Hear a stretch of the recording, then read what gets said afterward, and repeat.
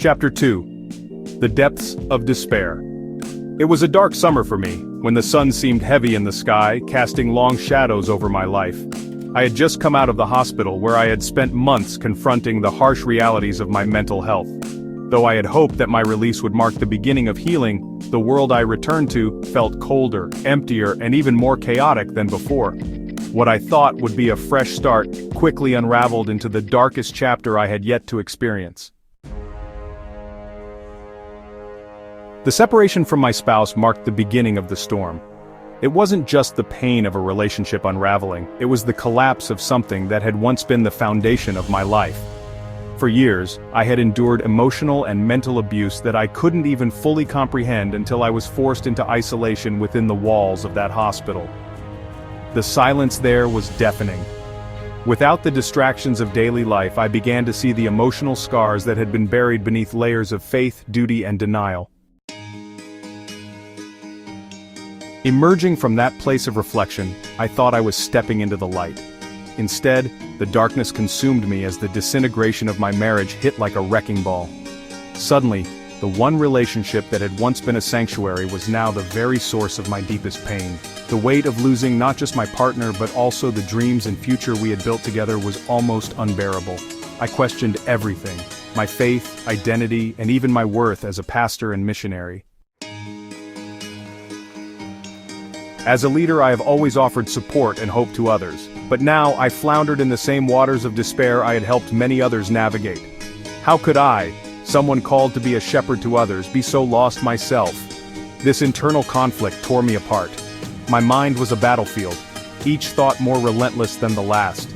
Regret, guilt, and shame swirled together in a storm of confusion, making me question whether I had failed as a husband and a person of faith. I retreated into myself during those long, lonely days after the hospital. My home became a place of isolation, a space where I could hide from the world and perhaps from myself. The walls seemed to close in on me, turning my sanctuary into a prison. The harsh winter of Finland mirrored the cold that had settled deep in my soul. Day after day I sat alone, often curled up on the couch, staring at the blank walls, wondering how everything had gone so wrong. The endless hours dragged on and I began to hear a voice, the subtle whisper of temptation, promising that there was an easy way out of the pain. It was the voice of despair, urging me toward an escape that I knew would only bring more darkness.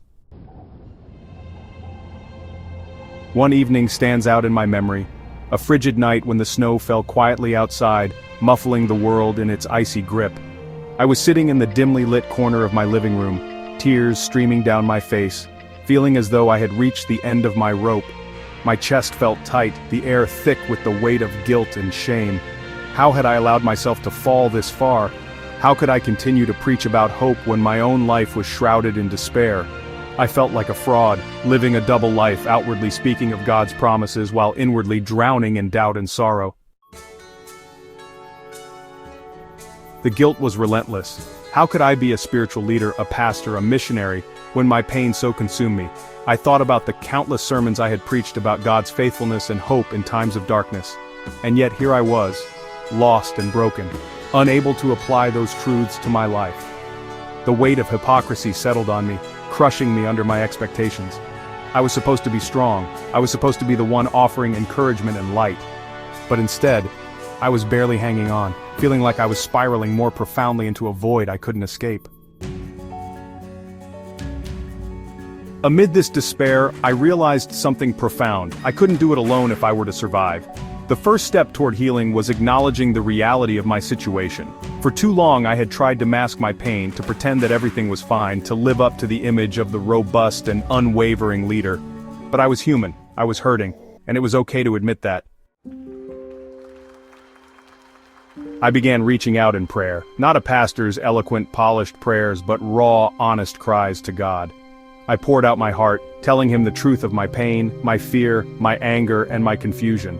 It felt as though my prayers were met with silence at first, but deep down, I knew God was there, even in the quiet.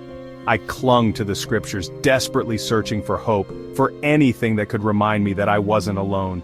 Even when I couldn't feel his presence, I believed he was with me in the darkness.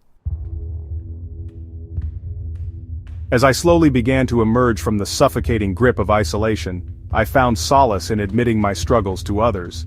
I joined support groups, discovering I was not alone in my battle. Others had faced similar challenges: loneliness, despair, the collapse of relationships, yet they were still standing. Their stories gave me hope. There was power in sharing our pain, hearing one another's burdens, and finding strength in our shared experiences. We spoke openly about the trials we had endured, the temptation to give up, and the small victories we celebrated along the way. For the first time in a long while, I didn't feel relatively isolated. I wasn't the only one fighting this battle. In those moments of connection, I began to see that overwhelming despair does not have the final say. It can break us down but also become the catalyst for growth. Acknowledging my brokenness was not a sign of failure, but the first step toward healing. I began to see that the pain I was experiencing could be transformed, not erased but redeemed. It could become a source of strength, a reminder of my humanity, and a testimony to God's grace. Through prayer, community, and the slow but steady process of confronting my pain, I found that healing was possible. It wasn't easy, and it didn't happen overnight. But as I faced the depths of my despair head-on, I began to see a glimmer of hope, a reminder that God's light can still shine even in the darkest places. To anyone reading this who finds themselves in a similar place, I want to offer this encouragement. Despair may seem like the end, but it can also be the beginning of something new. The healing journey is not a straight path, but it is worth taking. Lean into your faith, reach out to those around you, and remember that even in the depths, there is hope. You are not alone, and your story is not over. Thank you for being here. Please share this with someone who needs hope. Order the book or find more resources at https://linkter.e/depthstowheights.